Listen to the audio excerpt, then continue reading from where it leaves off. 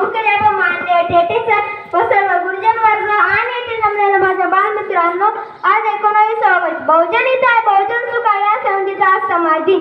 दरवर्षी आपण मोठ्या उत्साहाने हा दिवस साजरा करतो. आपण शिक्षण घेत असलेल्या संस्थेबद्दल जसे त्या कर्मवीरांनी ही संस्था नावारूपाला आणली, त्या कर्मवीरांना मानवंदना देण्यासाठी आज मी तुमच्या समोर उभा आहे.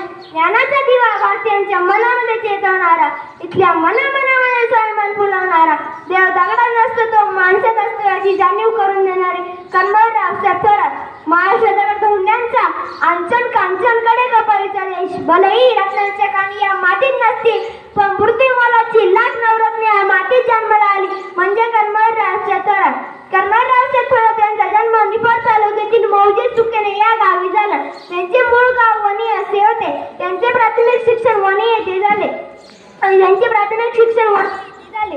विद्येविना मती गेली, मतीविना नीती गेली, नीतीविना गती गेली, गतीविना वित्त गेले, वित्तविना शूद्र खचले, इतके अनर्थ एका विद्येने केले. या महात्मा फुलेंच्या उक्तीप्रमाणे भारतीय समाजातील लोकांना ज्ञानाची गंगा पोहोचवण्याचे काम रावसाहेबांनी केले. गरीब लोकांसाठी शाळा, कॉलेज, वसतिगृह, दवाखाने याची स्थापना केली. मराठा विद्यापीठ संस्थेच्या स्थापनेसाठी त्यांचे मोठे योगदान लाभले. भारतीय महिला ज्ञानसंपन्न झाल्या पाहिजे असा त्यांचा आग्रह होता. त्यांनी विद्यार्थ्यांना उद्देशून पत्रे लिहिली. ती उद्देशून पत्रे लिहिली ती बोधामृत म्हणून प्रसिद्ध झाली.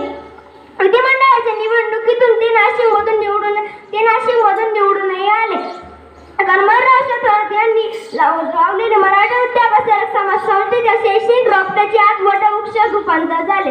हजारो वर्षांपासून गंजलेल्या लोखंडाला पैशाला स्पर्श होता त्याचे सोने